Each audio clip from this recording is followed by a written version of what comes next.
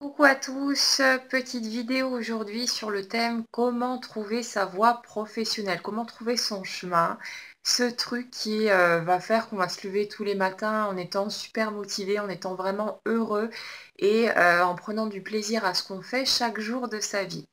Alors ce que je vous dirais déjà, c'est que quand on est dans ce type de questionnement, il est important en fait de ne pas commencer à chercher dans les métiers qu'on connaît, dans tout ce qui existe concrètement, de ne pas chercher à tout prix à poser une étiquette avec un intitulé de poste ou ce genre de choses.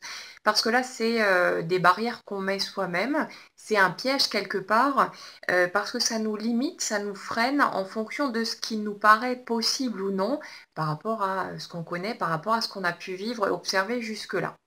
Le truc, c'est déjà de s'armer d'une feuille et d'un stylo. C'est important de poser par écrit, ça aide beaucoup, ça vous permettra d'aller beaucoup plus vite et de commencer à faire le tour de tout ce que vous aimez.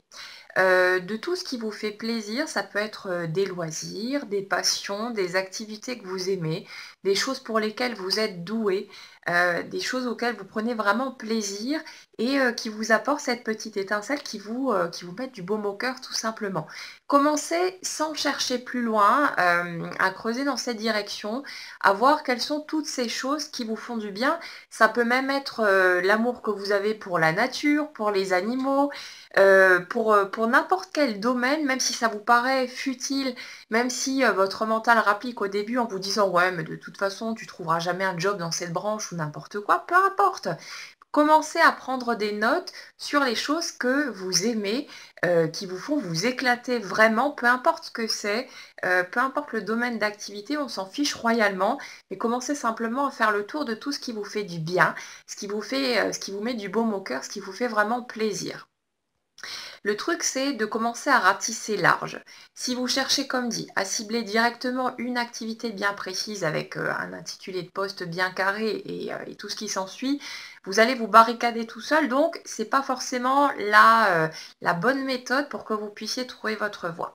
Ce que je vous dirais aussi par rapport à ça, et qui est très important dans l'histoire, c'est que notre voie, notre truc à nous, ce pourquoi on est fait, tout simplement, euh, c'est pas quelque chose qui nous tombe tout cuit sous le nez un jour ou un autre quand on est prêt à ouvrir cette porte.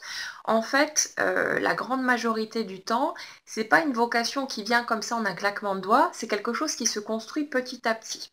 De mon côté, je suis passée par tout un tas d'étapes différentes, j'ai touché à plein de choses, j'ai travaillé dans la restauration, j'ai été animatrice sportive, j'ai même été fleuriste, j'ai touché un petit peu à tout, côté informatique, côté artistique, au niveau créatif, dans plein de choses.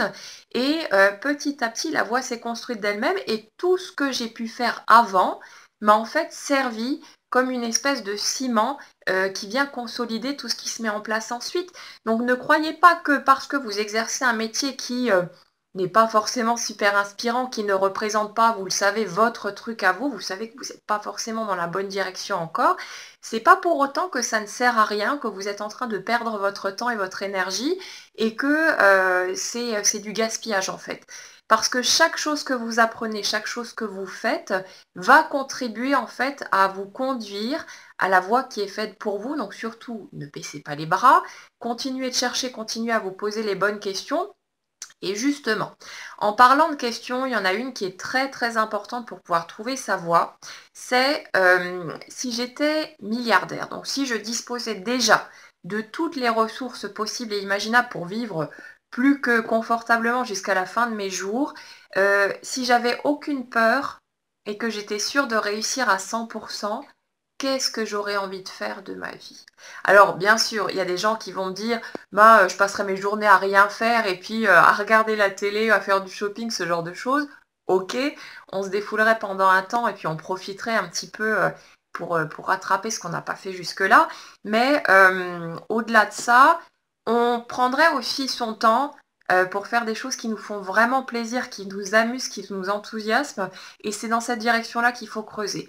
Posez-vous souvent ces questions-là, même si la réponse ne vient pas pour le moment, ne vient pas spontanément, mais commencez à vous demander si vous étiez immensément riche, que vous n'aviez aucune limite, ni financière, ni de diplôme, ni de formation, ni de quoi que ce soit.